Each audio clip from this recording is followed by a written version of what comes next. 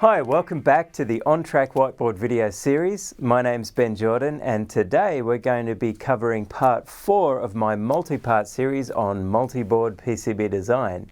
And what I want to talk to you today about is form, fit and build. Again, really what this comes down to is design for assembly, and we've talked about that. Last time we talked about signal and power integrity, but the episode before, episode 2, we were looking at connectors and connectivity. And a big part of the decision-making process when choosing connectors for multi-board assemblies is for design for assembly considerations. How do things fit together and go together? And today we're going to dive a little bit more into that. And to do something a little different, I'll also be showing you inside some of the CAD software that will help or potentially help elevate and escalate that process. But before I do that, I just want to talk about a few other considerations here. The typical traditional process for a multi-board assembly design in the physical sense is to use MCAD combined with PCB CAD. And so you have a number of different PCB designs. You've done your partitioning, you've figured out your signals and how the connectivity should be, and it's perfectly fine to do it this way. It does work just fine. We've been doing it this way for many years, where we can take each PCB design and export a step or IDF assembly from that to bring that into 3D mechanical CAD packages. And in the mechanical CAD, we are able to combine the different PCB assemblies. In this case, I might have my computer motherboard, I have a peripheral card and some memory modules. And we can bring those in as individual sub-assemblies. We can do alignment. We can use the MCAD features for clearance checking and collision avoidance or collision detection, and find out where there are some problems. And then what we have to do is, where does that whole parent assembly go? Typically, this becomes an iterative process.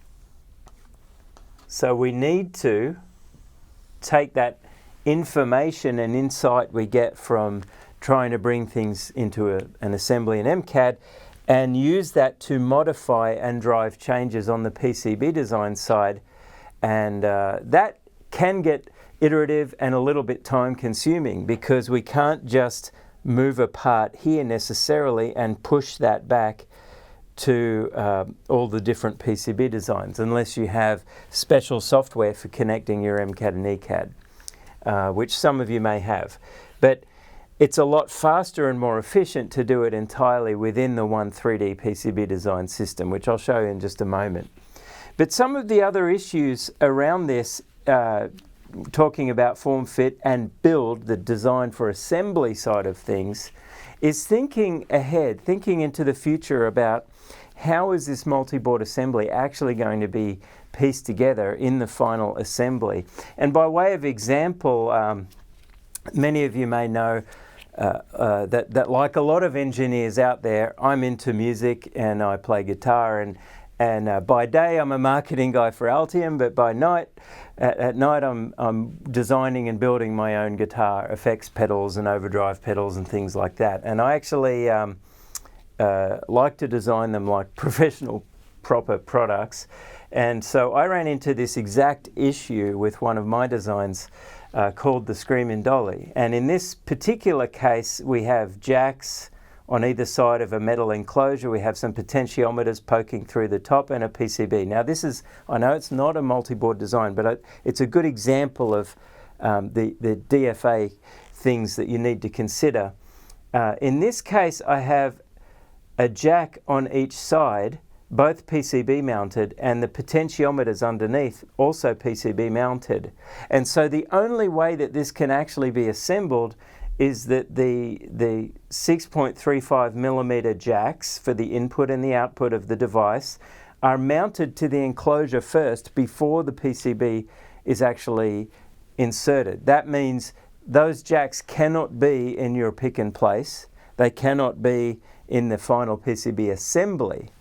and they have to be perfectly mounted with their through-hole legs poking up to align with the holes on the PCB, and then those are selectively soldered or hand soldered after the board is placed in there. And that's fine if you're doing hand assembly like I would be.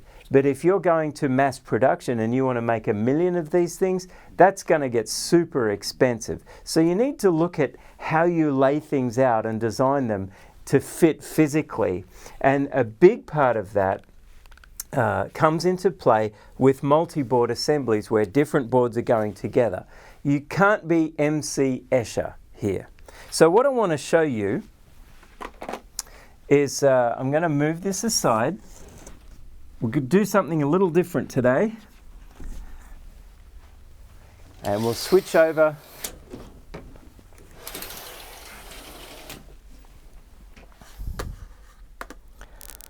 So here I have the 3D assembly of a multi-board system, and you can see it's basically a micro ITX or mini ITX form factor PC with a couple of memory modules and a peripheral card, and you can see up there there's some connectors, and one of those is a PCIe.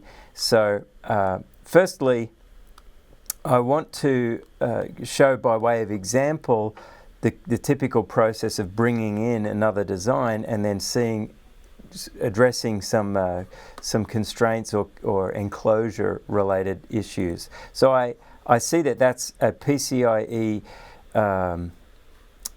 peripheral slot, and I want to bring in another module. So to do that, I'm going to switch to the multi-board schematic here, and I'm going to place a module. Place module. This is the one. I'll just put it down here, and I'll call it, this is going to be M4, M5. And the project for this one is this 4-port PCIe serial interface card. And it's already picked the PCB dock correctly. So I'm not going to worry too much about the actual connection management this time, just in the interest of time. But let's go to design, and we're going to update the assembly, and that adds the additional 3D model of that new PCB into there. And you can see that just comes in next to the rest of the assembly. So I have a PCIe card and my mini PC motherboard here. So what we need to do is align these things. So I'm going to do align plane to plane, and I'm going to pick the bottom surface actually of this connector, which is inside there. And now that's the reference, and now for the destination I'm going to pick the bottom of the PCIe slot, only that's flipped around the opposite way. So let me just rotate that, and it snaps to the 90 degrees there. And now I'm going to do a further alignment, plane to plane, and I'm going to pick this edge, and in here it's going to be that edge. And one final align plane to plane. I'm going to pick that mating surface. Oops, not that one. Let's try that one again.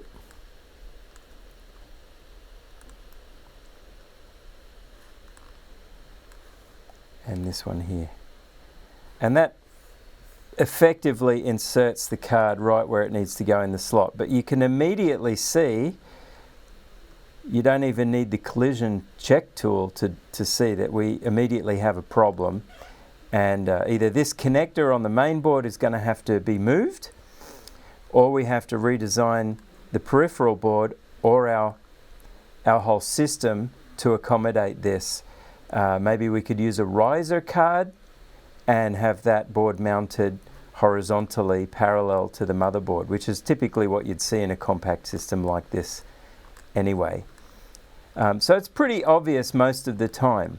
But sometimes you're dealing with, as I was in the case of my guitar effects pedal, an enclosure. And you can see we've also got, in this example, the base of an enclosure here and an actual collision on the memory modules. So we may need to actually relocate the connectors for those SODIMM modules. But this board is fully routed already and length tuned. So we need to make that tough decision. Do we want to reroute those entire things with 400 plus connections and re-length tune them and move that to suit a mounting bush on the enclosure? Or do we modify the enclosure 3D model? I think in this case that's what we would do, because it's going to be a lot quicker and cheaper in our project timeline to modify the mechanical model of the assembly. But these, you can see quickly when you start piecing the system together, how it actually starts to reiterate and drive those design decisions about how things should fit together and what it should look like, and so forth. So one other thing just to point out that we can do here is move components around according to features on the mechanical assembly. So apart from actually just aligning things and measuring distances and checking for collisions, let me modify this part. So this is a sub-assembly here, and we may have holes in the enclosure that we need to align these connectors with, for example. So as soon as that's enabled,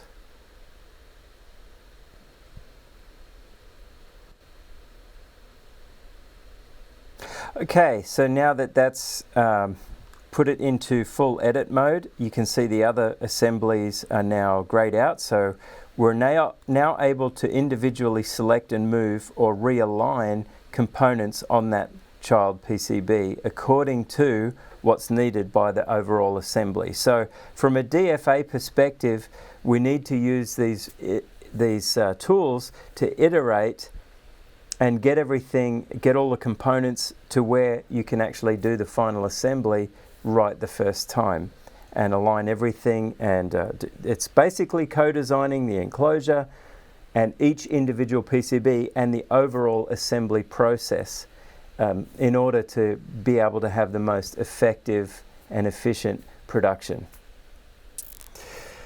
Thanks for joining me today. That's all I've got for you for this episode, and hopefully it's really helpful. If you like it, please subscribe, share, link, and post your comments and questions below. This is Ben Jordan again for the OnTrack Whiteboard video series. Join us again next time.